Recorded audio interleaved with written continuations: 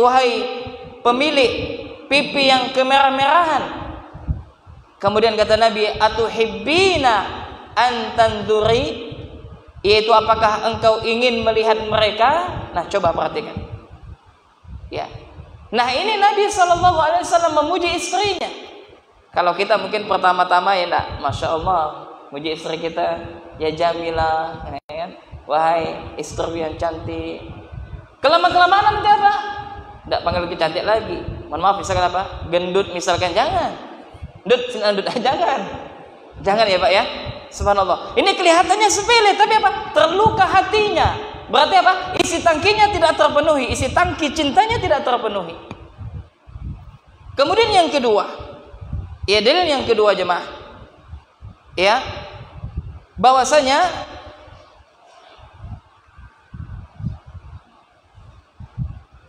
kepada para ikhwan dan juga para akhwat yang semoga senantiasa dirahmati oleh Allah Subhanahu wa taala. Yang kedua adalah pujian Nabi sallallahu alaihi wasallam kepada makanan yang mana ada sebab musababnya. Disebutkan bahwasanya di dalam sebuah riwayat ya bahwasanya Rasulullah sallallahu alaihi wasallam meminta kepada keluarganya itu apa? Lauk. Yaitu apa? Meminta lauk, maka dijawab bahwasanya apa? Ma indana, kami tidak mempunyai apa-apa illa khallun, kecuali cuka. Maka kata salah satu daripada istri Nabi sallallahu alaihi wasallam, fada'a bihi faja'ala ya'kulu bihi wa yaqul, maka didatangkan kepada beliau cuka tersebut dan disediakan kepada Nabi sallallahu alaihi wasallam. Lantas Nabi bersabda apa? Ni'mal, ya Nabi menyebutkan ni'mal udum al-khallu, yaitu sebaik-baik lauk adalah cuka, kata Nabi. Ni'mal udum al-khallu, dan sebaik-baik lauk itu adalah cuka. Coba perhatikan jemaah. Yang mana Rasulullah SAW tidak menghardik istrinya. Ya, yang mana Nabi SAW malah memuji makanan tersebut. Ini apa? Memberikan pelajaran kepada kita, wahai para suami. Kalaulah seandainya satu ketika misalkan istri kita, entah dia lupa masak misalkan, ataukah memang juga uang dapur yang kita berikan kepada istri kita tidak cukup, tapi istri sungkan meminta uang tambahan. Ada yang seperti ini, merasa tidak enak. Maka bagaimana sikap kita? Jangan mencela istri kita, jangan mencela makanan tersebut. Malah Nabi SAW memuji makanan tersebut. Tentu saja apa? Istri tersebut akan senang dengan perilaku daripada suaminya. Maka di sini jamaah yang semoga senantiasa dirahmati oleh Allah Subhanahu wa taala, maka saatnya kita membiasakan pujian kepada siapa? Kepada pasangan kita, kepada istri kita, dan juga kepada engkau wahai para istri, dan juga kepadamu wahai para istri. Maka mulai saat ini engkau memuji suamimu, iya, dan lihat apakah suamimu senang terhadap pujian tersebut. Nah, biasanya bapak-bapak ada tidak senang. Adik tumben nak muji abang tuh, adik maunya tuh. Nah, biasanya gitu. Ya, iya bang, adik maunya nak umroh aja abang kita ya bang. Nah, ini contoh sederhana. Ya, demikian juga Anda wahai para ayah, yang saat ini Anda memiliki anak gadis, yang saat ini Anda memiliki anak wanita, ketahuilah di dalam kita mendidik anak wanita tidak sama dengan anak laki-laki. Wanita itu lebih daripada perasaan, sedangkan laki-laki tidak, lebih daripada akal. Sehingga di dalam mendidik anak wanita tidaklah sama dengan mendidik anak laki-laki. Coba kita renungkan wahai ayah, ketika engkau memiliki anak wanita, lantas ketika engkau mengasuh atau mendidik anak wanitamu sehingga dengan kasar, dengan kata yang kasar, dan itu akan menjadi hati anak wanita kita terluka, dan selalu dia ingat. Ya, selalu diingat jemaah. Makanya pepatah mengatakan apa? Bahwasanya badan yang terkena yang terkena, maksudnya badan yang terkena pisau atau benda tajam itu lebih mudah hilang, iya, daripada apa? Hati yang terkena lisan yang tajam, maka terkadang selalu untuk diingat. Coba kita lihat di dalam riwayat hadis, tidak ada hadis yang menyebutkan Nabi SAW memarahi anak-anak, tidak ada, Pak. Ini sebagaimana kami nukilkan, ya, yaitu perkataan Al-Ustadz Abu Ihsan Al-Madani ketika beliau menjelaskan pembelajaran tentang buku beliau Mendidik Anak Tanpa Amarah. Tidak ada, kecuali Nabi memarahi apa? Sahabat yang telah dewasa dan yang telah sempurna keimanannya, maka Nabi hajar mereka, yaitu apa? Nabi tidak memperdulikan dia. Seperti apa? Kisah Ka'ab bin Malik, sebagaimana dinukilkan oleh Al-Imam An-Nawawi dalam kitabnya Riyadhus Shalihin tentang bab taubah. Ya, maka di sana berbeda.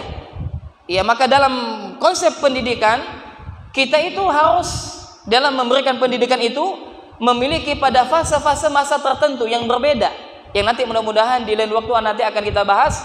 Ya, sebagaimana yang disebutkan oleh Imam Ibnu Qayyim rahimahullah, bahwasanya setiap anak itu memiliki fase-fase yang berbeda pada setiap masa tumbuh kembang mereka. Ya.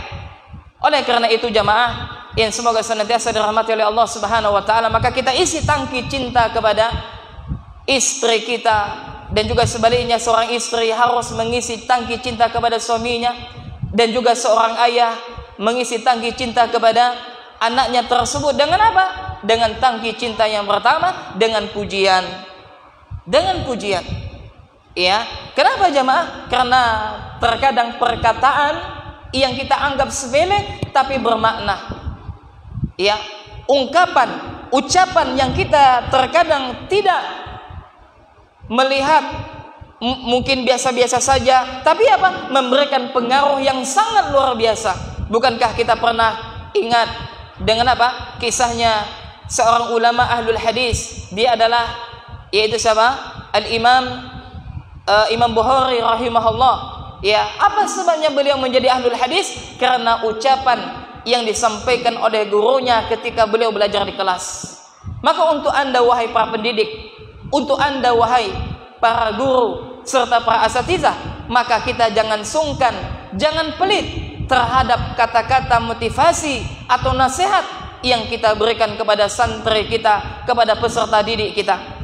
Maka kita biasakan, selesai daripada kita ngajar mungkin masih ada tersisa waktu sekitar 5 menit atau 10 menit, maka kita gunakan untuk apa? Membacakan kisah-kisah daripada para ulama, atau kita memberikan nasihat yang sekaligus sebagai motivasi kepada peserta didik kita. Dan juga Anda wahai para ayah, kita biasakan sebelum tidur, kita biasakan apa? Untuk melakukan dialog kepada anak kita. Kita tanya kepada anak kita, "Nak, belajarnya tadi sampai mana? Nak, hafalannya tadi sampai mana? Nah, tadi apakah sudah sholat tepat waktu ataukah sebaliknya?" Nah, adanya dialog, adanya interaksi, adanya komunikasi kepada anak kita. Kalau seandainya kita dapati anak kita, masya Allah, sholatnya tepat waktu, ya, dia rajin belajar, pujilah mereka wahai para ayah, pujilah mereka wahai para bunda, sanjung anak kita. Ya, kita bilang masya Allah, kakak luar biasa, kakak adalah anak yang ayah bangga sekali dengan kakak ini. Alhamdulillah, kita sebutkan kata-kata motivasi dan pujian kepada anak kita, yang mana kelak anak kita merasa bahwasanya ayah atau bundanya adalah orang yang paling perhatian kepada dia dan orang yang sayang kepada dia. Ini kalau seandainya apa? Anak kita atau pasangan kita mereka memiliki tangki cinta yang pertama, yaitu pujian. Supaya apa? Supaya tidak salah tafsir. Ya, kenapa? Karena sebagian orang terkadang apa? Salah memahami ungkapan rasa cinta kita yang kita sampaikan kepada mereka. Kemudian jemaah yang semoga senantiasa dirahmati oleh Allah Subhanahu wa taala, kita lanjutkan tangki cinta yang kedua. Ya, tangki cinta yang kedua ini adalah kebersamaan. Ini penting jemaah. Ya, kebersamaan. Kita melihat banyak sekali yang mana orang tua sibuk di dalam pekerjaannya. Demikian juga seorang bunda sibuk di dalam urusannya. Ketahuilah wahai para ayah dan juga para bunda, bahwasanya di dalam mendidik anak kita, kita tidak hanya sekedar memberikan materi kepada mereka, tapi juga kita harus meluangkan waktu kita sejenak kepada mereka. Dan juga kepada engkau wahai para suami, sesibuk apapun kita di luar dari rumah kita, maka jangan kita lupakan waktu bersama istri kita. Ini penting jamaah. Ya, kenapa? Karena terkadang gesekan-gesekan di dalam rumah tangga, iya, permasalahan-permasalahan yang terjadi di dalam rumah tangga, dan juga permasalahan-permasalahan di dalam dunia pendidikan kita saat ini, terkadang kurangnya kebersamaan, hilangnya kebersamaan antara seorang suami kepada istrinya, atau kepada seorang ayah kepada anaknya, atau kepada seorang guru kepada murid-muridnya. Ini penting kebersamaan jamaah. Coba kita renungkan apa yang pernah dilakukan oleh Nabi Sallallahu Alaihi Wasallam. Bahwasanya hal ini pernah dilakukan oleh Nabi. Bahwasanya Nabi Sallallahu Alaihi Wasallam, subhanallah jamaah, Nabi Rasulullah adalah apa? Pemimpin tertinggi, pemimpin umat Islam. Tentu saja beliau adalah apa? Seorang pemimpin Rasul yang tugasnya ya mungkin super sibuk. Ya, Rasul Allah yang mendakwahkan Islam kepada seluruh alam. Ya, dan beliau juga pemimpin di dalam masalah jihad dan yang semisalnya. Akan tetapi Nabi Sallallahu Alaihi Wasallam beliau menyempatkan dirinya untuk bersama dengan istri beliau. Ya, disebutkan di dalam sebuah hadis bahwasanya suatu ketika Abdullah bin Abbas, Ibnu Abbas radhiyallahu taala anhu, dia mengatakan, "Bitu inda khalati." Kata Abdullah bin Abbas bahwasanya apa? Bahwasanya dia mengatakan, aku pernah menginap di rumah bibiku. Yaitu siapa nama bibi beliau? Maimunah. Dan Maimunah ini kita ketahui adalah salah satu di antara istri Nabi Sallallahu Alaihi Wasallam. Maka kata Abdullah bin Abbas, fatahaddatha Rasulullah Sallallahu Alaihi Wasallam ma'a ahlihi. Perhatikan jamaah. Apa kata Abdullah bin Abbas? Fatahaddatha Rasulullah Sallallahu Alaihi Wasallam ma'a ahlihi. Maka Nabi Sallallahu Alaihi Wasallam berbincang-bincang dengan siapa? Dengan ahlinya. Maksudnya apa? Dengan keluarganya, dengan istrinya. Sa'atan. Iya, meskipun apa? Dalam waktu yang sekejap, dalam waktu yang tidak lama. Thumma raqada. Maka setelah itu beliau pun tidur. Apa hikmahnya? Hikmahnya adalah sesibuk apapun engkau wahai para suami, maka engkau harus menyediakan waktu bersama istrimu. Dan sesibuk apapun engkau wahai para ayah, engkau harus meluangkan waktumu bersama dengan anak-anakmu. Karena anak-anak kita, istri kita, mereka memiliki hak terhadap kebersamaan dengan kita. Kenapa jamaah? Karena banyak faedahnya. Cobalah kita buat program ya wahai para ayah dan juga para suami. Coba ketika kita masuk ke dalam kamar, kita tidak usah megang handphone.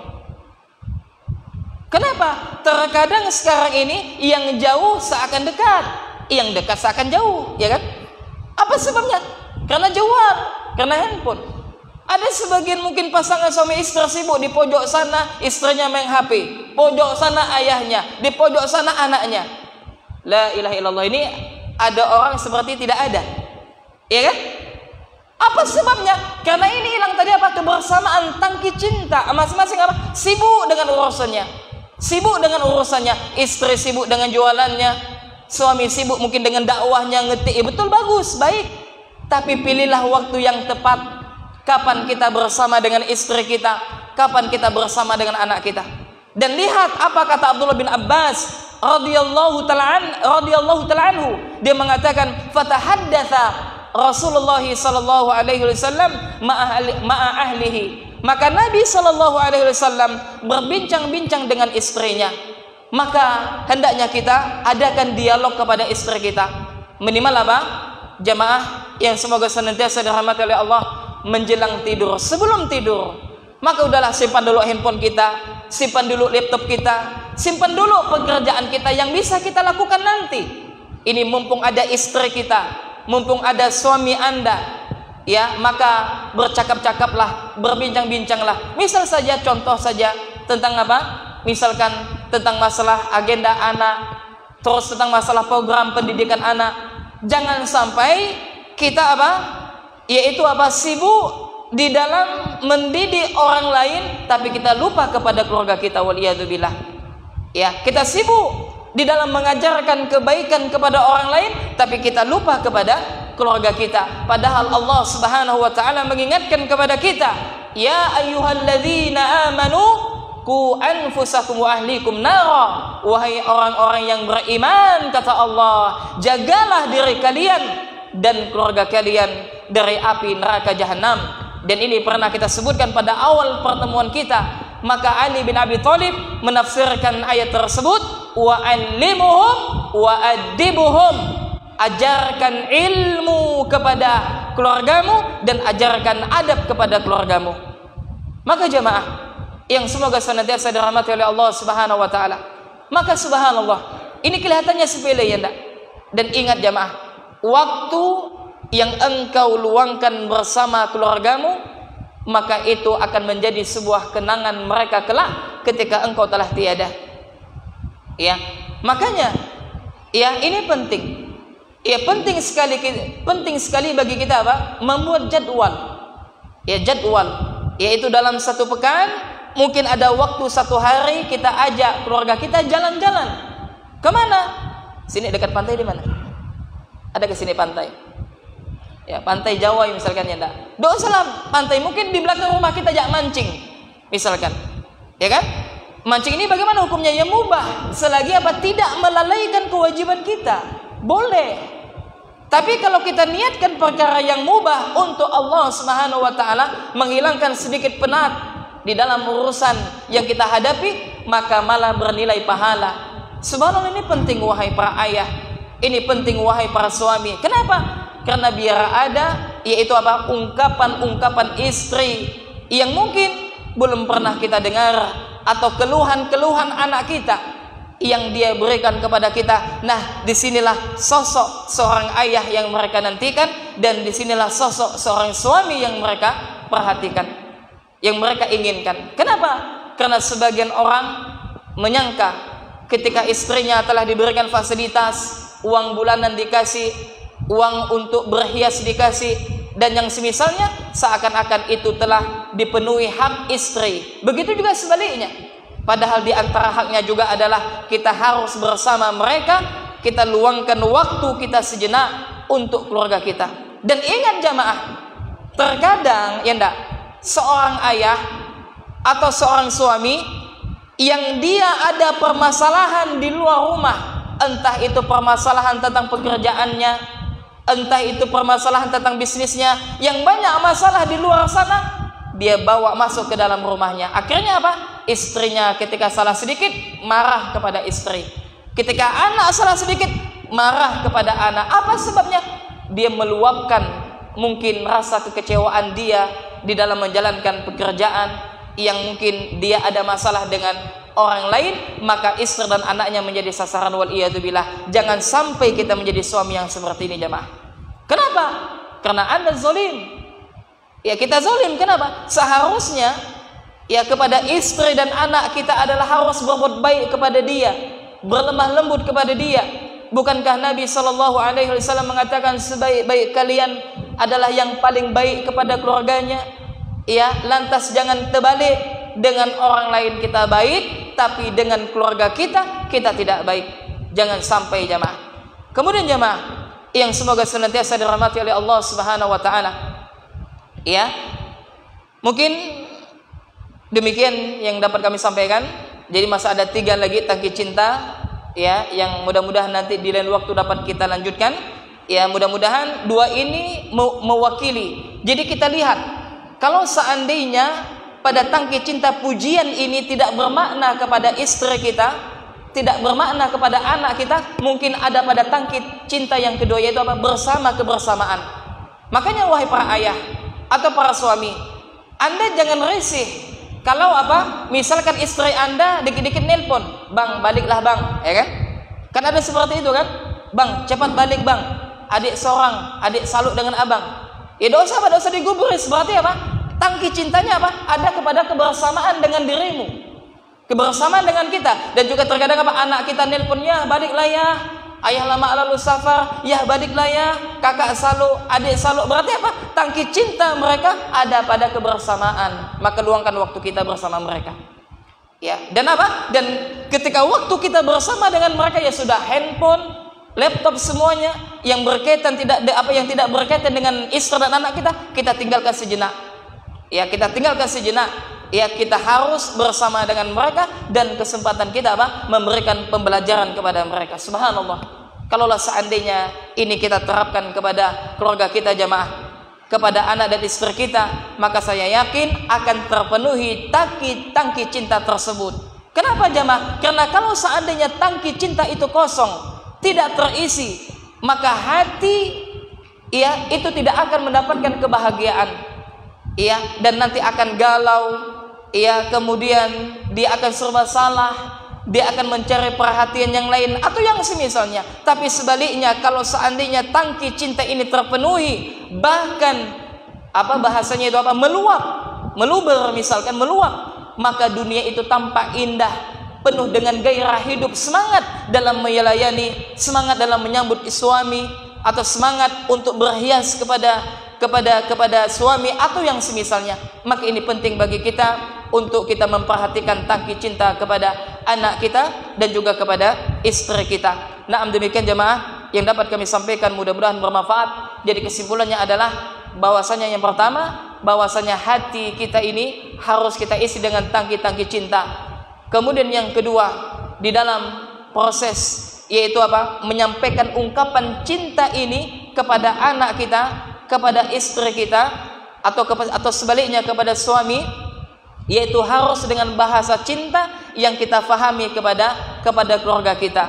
Ya, ada yang mungkin tangki cintanya melalui pujian, atau mungkin dengan kebersamaan yang telah kita bahas tadi, sebagaimana yang pernah dilakukan oleh Nabi yang mulia, Nabi Muhammad, Allahumma salli wa sallim alaih. Nah, kita cukupkan sampai di sini, dan jangan lupa kita amalkan. Ya, coba bagi Anda yang mungkin anak Anda sulit diatur, ya coba diamalkan ini. Atau murid kita sulit diatur, suka buat pelanggaran di pondok misalkan, coba kita lakukan. Kita isi tangki cintanya. Ya, mungkin kurang pujian, mungkin kurang kebersamaan kita bersama mereka, sehingga kita tidak tahu apa sebabnya. Coba kita lakukan dan kita praktekkan. Dan hal ini pernah kita terapkan beberapa santri, dan alhamdulillah tangki cintanya terpenuhi, dan akhirnya yang mungkin dulunya dia nakal, dan akhirnya sekarang kembali, yaitu apa? Melakukan kebaikan-kebaikan. Ya, inilah sebabnya ya betapa penting kita untuk mengisi tangki cinta kepada keluarga kita, kepada istri atau suami, dan juga kepada anak-anak serta kepada peserta didik kita. Kita cukupkan sampai di sini jemaah. Yang benar itu datangnya dari Allah Subhanahu wa taala, yang salah dari saya dan dari syaitan. Maka kita tutup dengan doa kafaratul majelis.